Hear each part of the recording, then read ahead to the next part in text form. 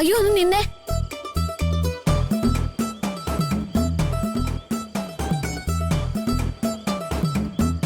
എന്നെ തന്നെയാണോ വിളിച്ചത്? അതെ. എന്താ? അത് എന്നോട് ക്ഷമിക്കണം. ക്ഷമ ചോദിക്കുന്നത് തെറ്റ് ചെയ്തവരാ. ലച്ചു എന്നോട് ചെയ്ത തെറ്റെന്താണെന്ന് ആദ്യം പറ, എന്നിട്ട് ക്ഷമിക്കണോ വേണ്ടിയോന്ന് ഞാനും പറയാം. അത് നിങ്ങൾ തിരുമേനിയുടെ പേരക്കുട്ടിയാണെന്ന് എനിക്ക് അറിയില്ലായിരുന്നു. അതിനാണോ ക്ഷമ ചോദിക്കുന്നത്? ആളാരാണെന്നറിയാതെ ഞാൻ കുറച്ച് സ്വാതന്ത്ര്യമൊക്കെ എടുത്തുപോയി. ബഹുമാനം തരാതെ സംസാരിക്കുകയും ചെയ്തു. അതിനൊക്കെയാ ക്ഷമ ചോദിച്ച. ഇവിടെ അങ്ങനെ മുതലാളിയും തൊഴിലാളിയും ഒന്നുമില്ല. ഒരു രാജാവും ബാക്കി എല്ലാവരും പ്രജകളും. മുത്തശ്ശന ഞങ്ങളുടെ രാജാവ്. കുടുംബാംഗങ്ങളും ജോലിക്കാരും എല്ലാവരും ഒരുപോലെയാ.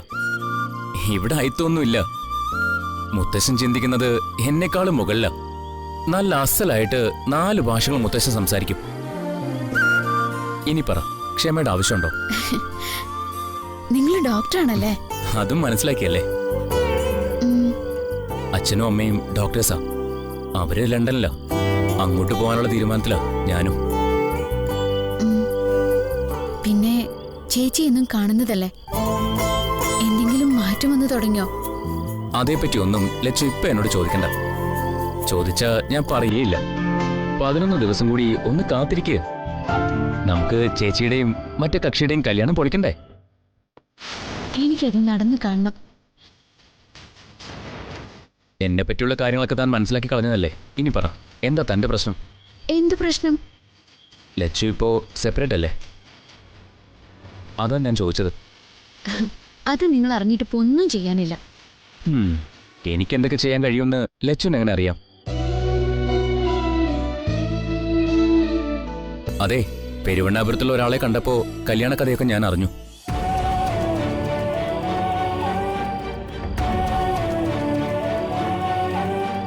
ലച്ചു ഭർത്താവിന്റെ കൂടെ ജീവിക്കുന്നെന്നാ അയാൾ പറഞ്ഞത്. ഞാൻ മാറ്റി പറയാനൊന്നും പോയിട്ടില്ല കേട്ടോ.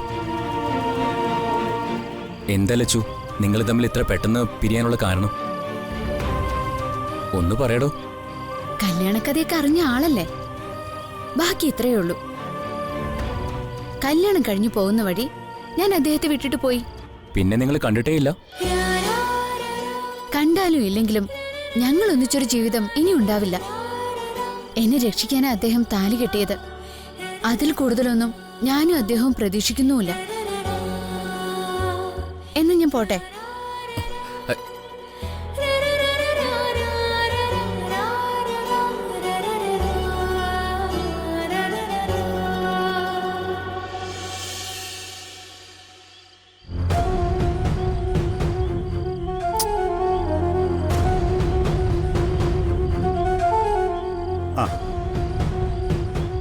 പൂജ കഴിഞ്ഞോ മോളെ?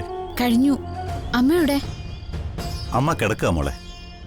അച്ഛൻ പ്രസാദം തൊടണം. അതെ അച്ഛാ, സകല ദോഷങ്ങളും ഭസ്മാക്കാൻ പോകുന്നതാ ശിവഭഗവാന്റെ ഈ പ്രസാദം. മോള് ക്ഷേത്രത്തിൽ തന്നെ ആയിരുന്നു അല്ലേ? ആ, നാളെ അമ്മയും വരണം. വരാം മോളെ. ദാ.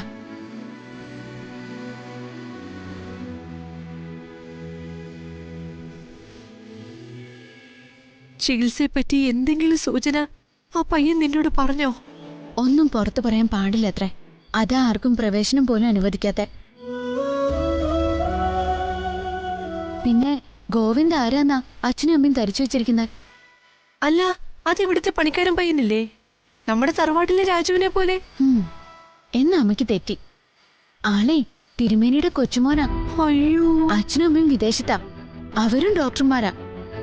ദൈവമേ, മൂസിന്റെ പേരക്കുട്ടിയാണോ ഞാൻ ജോലിക്കാരനായിട്ട് തെറ്റിദ്ധരിച്ചത്? സത്യത്തില് ഗോവിന്ദനെ കണ്ടപ്പോ എനിക്കൊരു സംശയം തോന്നിയതാ. എന്നാ മറ്റു ജീവനക്കാർ അവനോട് കാട്ടുന്ന പെരുമാറ്റം കണ്ട തിരുമേനയുടെ പേരക്കുട്ടിയാന്ന് പറയത്തുമില്ല. അവിടം കൊണ്ട് തീർന്നിട്ടില്ല. ആളെ ആയുർവേദ ഡോക്ടറാ, ഡോക്ടർ ഗോവിന്ദ്. സത്യമാണോ? അതെ അച്ഛാ. ഇന്ന് ജാനിക്കുട്ടി പറഞ്ഞാ ഞാൻ വിവരമൊക്കെ അറിയുന്നത്. കോയമ്പത്തൂരിന്ന് പഠിച്ചു കഴിഞ്ഞ് മുത്തശ്ശന്റെ അടുത്ത് വന്ന് നിൽക്കുക. ഉടനെ അച്ഛന്റെ അമ്മയുടെയും കൂടെ ലണ്ടനിലേക്ക് പോവത്രേ. അല്ല, തിരുമേനിയോ വാര്യരോ അത് നമ്മളോട് പറഞ്ഞതുമില്ലല്ലോ.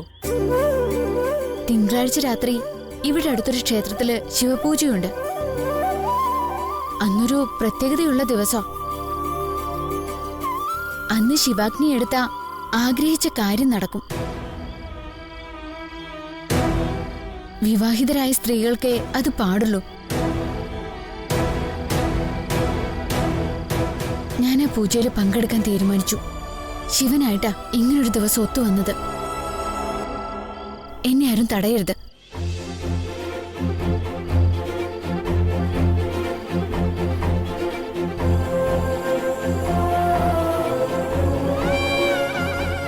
അതൊരു നിസ്സാര ചടങ്ങല്ല. തലയിലും കൈകളിലും അഗ്നി വെച്ചുകൊണ്ടുള്ള യാത്രയാ. കാലിടറിയാൽ അഗ്നിയിൽ വെന്തു മരിക്കും. പക്ഷേ എങ്ങനെ നമ്മൾ അമ്മൂനെ തടയും? ദൈവത്തിന് പോലും അവളെ തടയാനാവില്ല പ്രഭേ. കൂടപ്പിറപ്പുകൾ പോലും ചെയ്യാത്തതാ അവള് നമ്മളുടെ മോക്ക് വേണ്ടി ചെയ്യുന്നത്.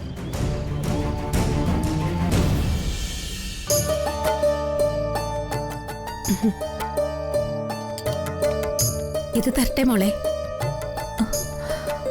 ഇത് കഴിച്ചാ വിശപ്പ് ക്ഷീണം ഒന്നും ഉണ്ടാവില്ല.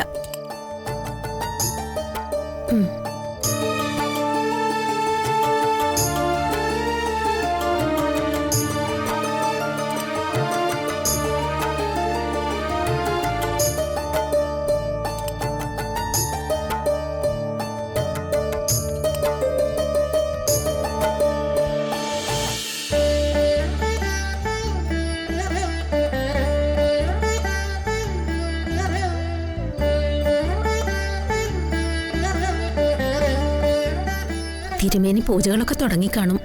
ആ അതെ.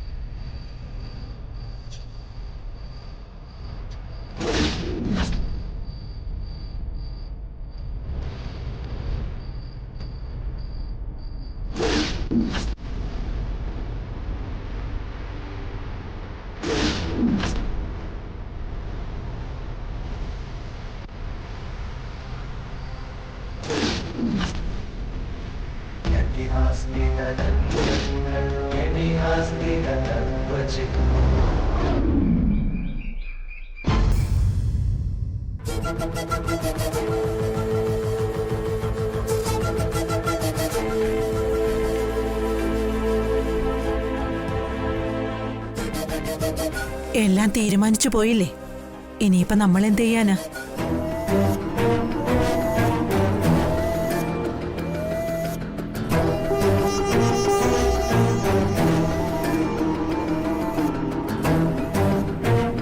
എന്നെ കണ്ടപ്പോ എന്താ എല്ലാവരും സംസാരം നിർത്തിയത്? ഓ, ഞാനിപ്പോ എല്ലാവരുടെ ശത്രുവാണല്ലോ. അത് നീ തന്നെ സ്വയം അങ്ങ് പറഞ്ഞാലേ ഞങ്ങളെന്ത് പറയാനാ? കവിത, ദേ നിന്റെ നിശ്ചയത്തിന്റെ കാര്യങ്ങളെക്കുറിച്ച് ഞങ്ങൾ സംസാരിച്ചത്. അത് നിന്നിൽ നിന്ന് മറച്ചു വെക്കേണ്ട എന്ത് കാര്യം ഞങ്ങൾക്കുള്ളത്? അതിന് നിങ്ങൾ മാത്രം അങ്ങോട്ട് പോകാൻ തയ്യാറെടുത്തിട്ട് കാര്യമുണ്ടോ?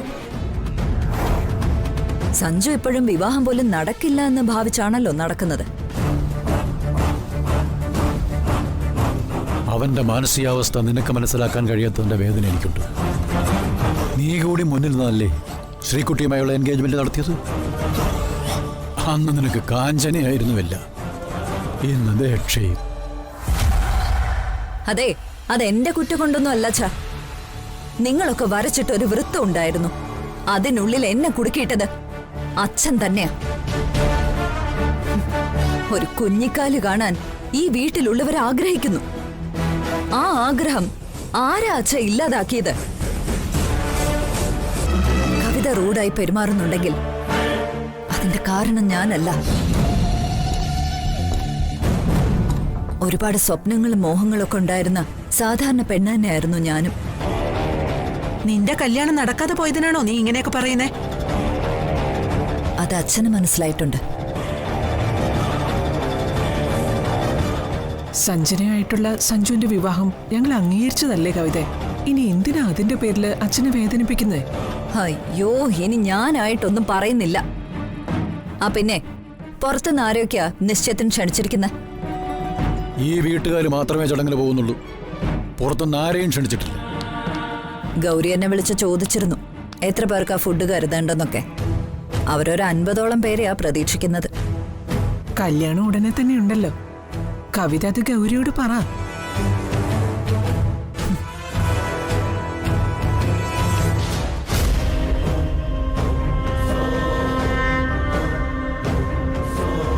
എന്തിനായി ചടങ്ങെന്ന് ശ്രീദേവിക്ക് അറിയുമോ?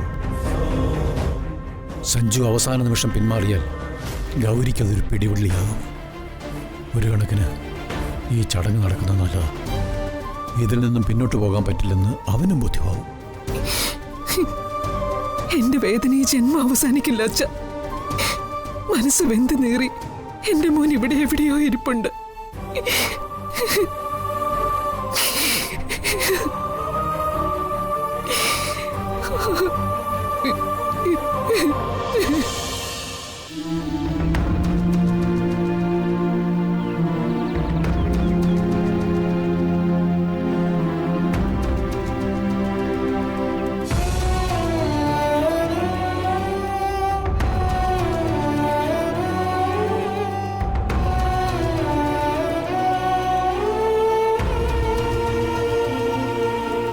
മോനെ,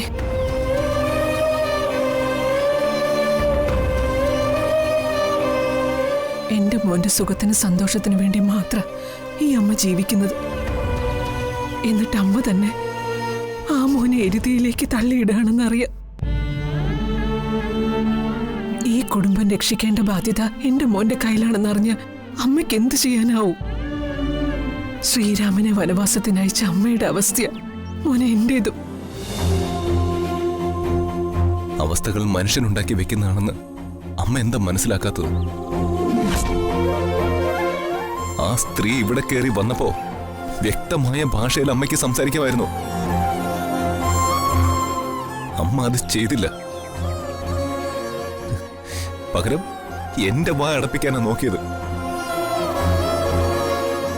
അമ്മയ്ക്ക് നഷ്ടപ്പെടാൻ എന്താ ഉള്ളത്? 19 വർഷം മുമ്പ് വിധവയായതല്ലേ. ആർക്ക് മുന്നിലും തലകുനിച്ച് നിൽക്കാൻ പാടില്ല അമ്മ.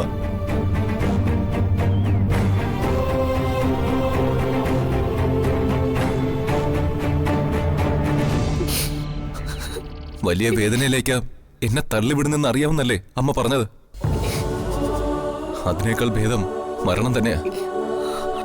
സ്വാതിയെ കൊല്ലാക്കൊല ചെയ്തവരുടെ ബന്ധുത്വം സ്വീകരിക്കാൻ അമ്മ എന്നെ നിർബന്ധിക്കുന്നു. എങ്ങനെ അമ്മയ്ക്ക് അതിന് കഴിയുന്നു? സത്യത്തിൽ നിങ്ങളൊക്കെ ദക്ഷയുടെ പകയിൽ നിന്ന് രക്ഷ നേടാൻ എന്നെ ഒരു മോചനദ്രവ്യമാക്കല്ലേ? മോനെ, ഇങ്ങനെയൊന്നും പറയില്ല.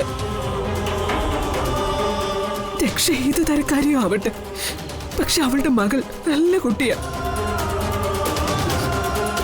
ശ്രീകുട്ടിയെ ദ്രോഹിക്കാനായി സഞ്ജന ഒന്നും ചെയ്തിട്ടില്ല. അവള് നിന്നെ എത്രത്തോളം സ്നേഹിക്കാണെന്ന് ഈ അമ്മയ്ക്കറിയാം. നീ അവളെ തള്ളിക്കളഞ്ഞാലും അവള് നിന്നെ വിട്ടു പോവില്ല.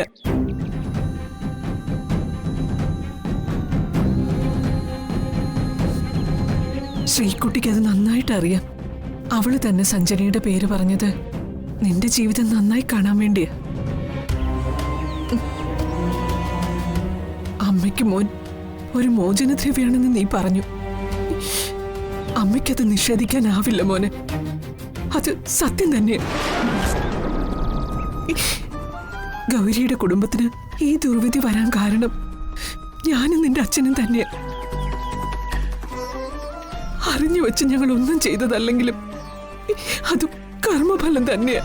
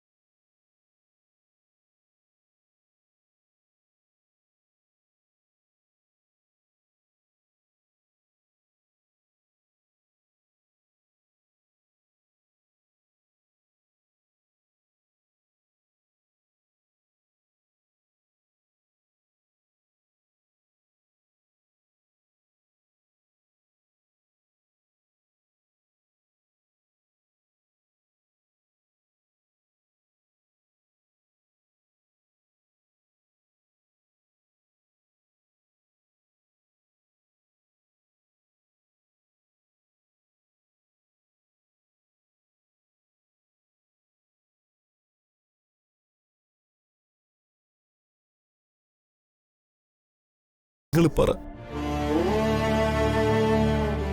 അച്ഛനും അമ്മയും തെറ്റ് ചെയ്തെന്ന് നിങ്ങൾ വിധിക്കുന്നുണ്ടോ? അതിന്റെ കർമ്മഫലമാണോ ഈ കുടുംബം അനുഭവിക്കുന്നത്? മുത്തച്ഛൻ അച്ഛന്റെ വിവാഹത്തിന് ഏകപക്ഷീയമായി തീരുമാനം എടുക്കുന്നതിന് മുന്നേ അച്ഛനൊരു പാവം അനാഥയായ പെൺകുട്ടിയെ സ്നേഹിച്ചിരുന്നു. അവൾക്കൊരു ജീവിതം വാഗ്ദാനം ചെയ്തു. മുത്തച്ഛൻ ചൂണ്ടിക്കാട്ടിയ പെണ്ണിനെ അച്ഛൻ കല്യാണം കഴിച്ചിരുന്നെങ്കിൽ ഒരു ജീവിതം സ്വപ്നം കണ്ട ആ പാവം പെൺകുട്ടിയെ ചതിക്കുകയല്ലേ ചെയ്യുക? അവൾ ആത്മഹത്യ ചെയ്താൽ അതിന്റെ ആ പാപഫലം ഞാൻ അനുഭവിക്കേണ്ടി വരില്ലേ? അതല്ലേ ശരിക്കും ചതി? ഇതെന്ത് ദൈവനീതിയാന്ന് എനിക്കറിയില്ല. മുത്തച്ഛൻ എന്ത് തെറ്റാ ദക്ഷയുടെ കുടുംബത്തോട് ചെയ്ത്? കടക്കണിയിൽ പെട്ട് കൂട്ടാത്മഹത്യയുടെ വക്കിലായിരുന്നു ആ കുടുംബം. അവർക്ക് കിട്ടിയ പിടിവള്ളിയായിരുന്നു ഈ മാറ്റ കല്യാണം. മുത്തച്ഛൻ കവിതപ്പച്ചിയുടെ ആലോചനയായിട്ട് മാത്രമേ പോയിട്ടുള്ളൂ. അവരാണ് മാറ്റ കല്യാണം വേണമെന്ന് വാശി കാണിച്ചത്. അതിലൂടെ രക്ഷപ്പെടാമെന്നല്ലേ അവർ കരുതിയത്. മാണിക്യമംഗലത്ത് അരങ്ങേറിയ ദുരന്തങ്ങളുടെ കാരണം അവരുടെ പിടിപ്പുകേട. എന്നിട്ടത് പാപമായി വ്യാഖ്യാനിക്കുന്നു.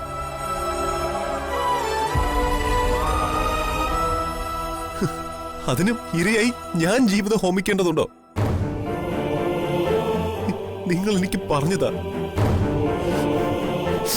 സഞ്ജനയുമായിട്ടുള്ള വിവാഹം പോയിട്ട് വിവാഹം നിശ്ചയം പോലും നടക്കാൻ പോകുന്നില്ല.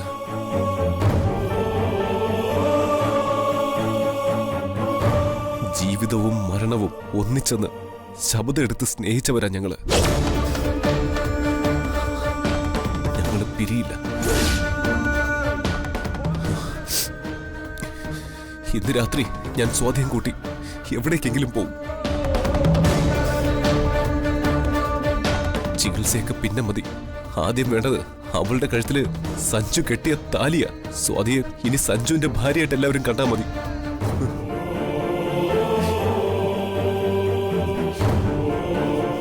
മോനെ,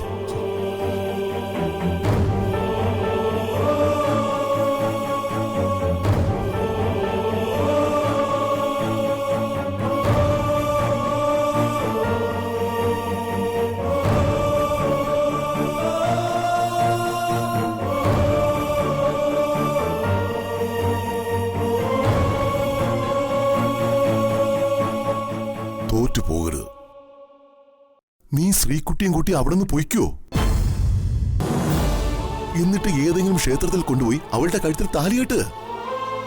എന്നിട്ട് മൂസിന്റെ മനയിൽ കൊണ്ടെത്തിച്ച് കൂടെ നിന്ന് നീ ചികിത്സിക്കുക. സഞ്ജനയുമായിട്ടുള്ള വിവാഹ നിശ്ചയത്തിന് മുമ്പ് നീ അത് ചെയ്തിരിക്കണം. ഞാൻ ആ തീരുമാനം എടുത്തു കഴിഞ്ഞു. അങ്ങളെ, ഈ വിവരം അമ്മ അറിയരുത്. സഹായത്തിന് ഒരാൾ വേണം. കിച്ചനെ വിളിക്കാൻ മോനെ. എനിക്കാരും വേണ്ടെങ്കിലേ. അവൾ ആ ചികിത്സാ മുറിയിൽ തനിച്ചാണെന്ന് അറിവ്. അവളെ ഞാൻ രാത്രി ചെന്ന് ഈ കൈകളിൽ കോരി എടുത്തോണ്ട് പോവും.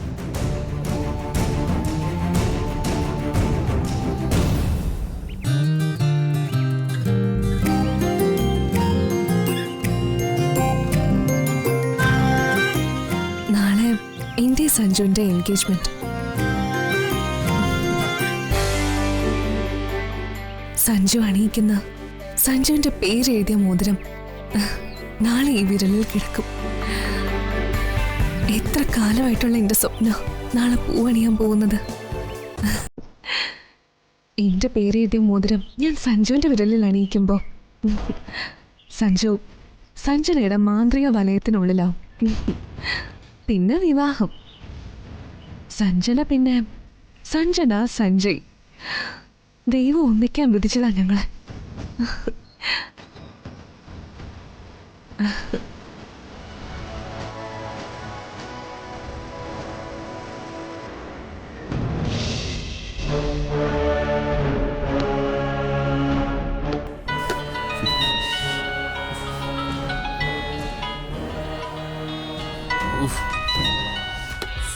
സഞ്ജനയാ ഫോൺ എടുത്തില്ലെങ്കിൽ അവൾ ഇങ്ങോട്ട് കയറി വരും.